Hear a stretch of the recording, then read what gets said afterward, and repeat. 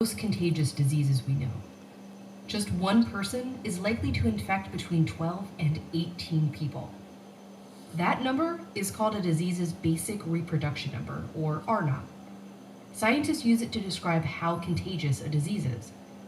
Zika, it has an R0 of up to 6.6, super contagious. But the seasonal flu, just a little over 1. And COVID-19, the disease caused by the coronavirus, just about 2. That difference between the flu and COVID-19 doesn't seem so big, especially when you look at them next to these really contagious diseases. Plus, a lot of the symptoms of the flu and COVID-19 are really similar. A fever, cough, they can even both lead to pneumonia, which is ultimately how they can both be fatal. So thinking of COVID-19 and the flu as similar is a common and frankly understandable comparison to want to make. This is like the flu? It's a lot like the flu. I like to believe that it's going to end up more like the flu virus. But wait, let's go back to those R0 numbers again. If the flu has an R0 of 1.3, that means each person gets either 1 or 2 people sick. After 10 rounds, that's 56 total people.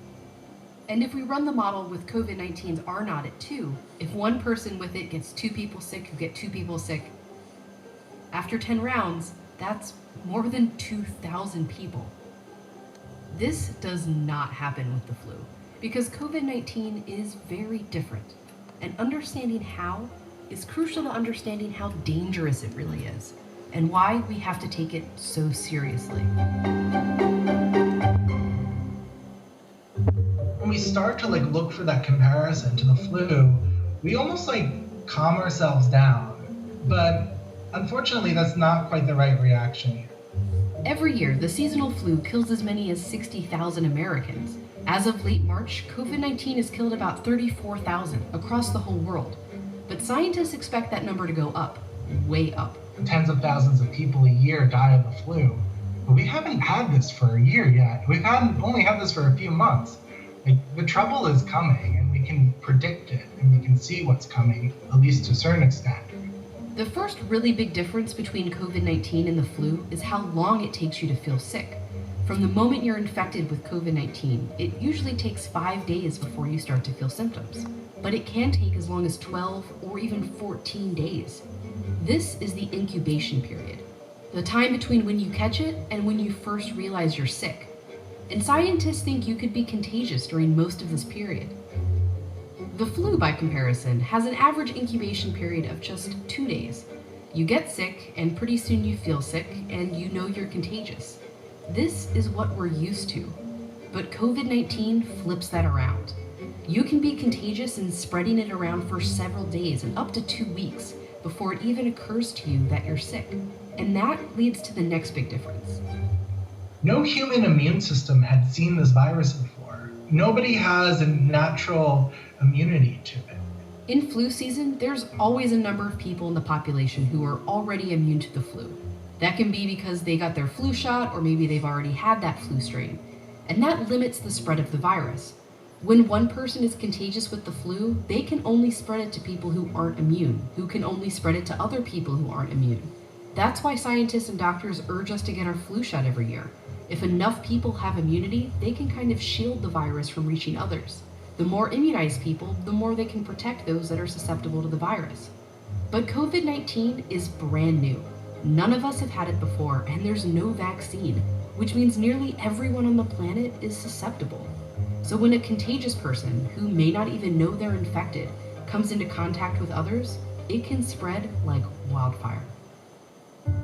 And then you see how much more dangerous COVID-19 can be.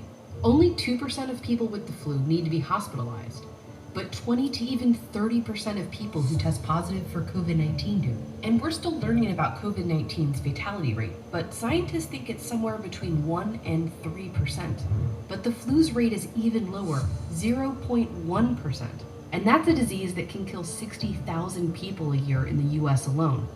That's what Dr. Anthony Fauci, the US's leading infectious disease expert, tried to clear up to Congress. People always say, well, the flu does this, the flu does that. The flu has a mortality of 0.1%. Sure. This has a mortality of 10 times that. This is a really serious problem that we have to take seriously. And he's just talking about the average across all age groups. For older people or people with compromised immune systems, it can be way higher. And that's especially scary when you remember all the other things that are different about COVID-19. The infectiousness, how hard it is to know you have it, how susceptible we all are to it. Estimates vary, but some scientists have warned that between 20 and 60% of the world's population could become infected with the virus. Because COVID-19 has no cure and no vaccine, the only defense we have against it is social. We can take ourselves out of the chain, not with immunity, but with social distancing. Just physically not being around anyone and staying home as much as possible. But that only works if each of us takes it seriously, which is why comparing it to the flu, while understandable, is not helpful. It's natural to want to find a comparison, to want to make this seem small. When we use the flu as the backdrop, it almost numbs us, or it can numb us and make us maybe even feel better about the current situation, because the current situation is bad. So now is not the time to be numb. We need to be vigilant and then use our vigilance for useful actions.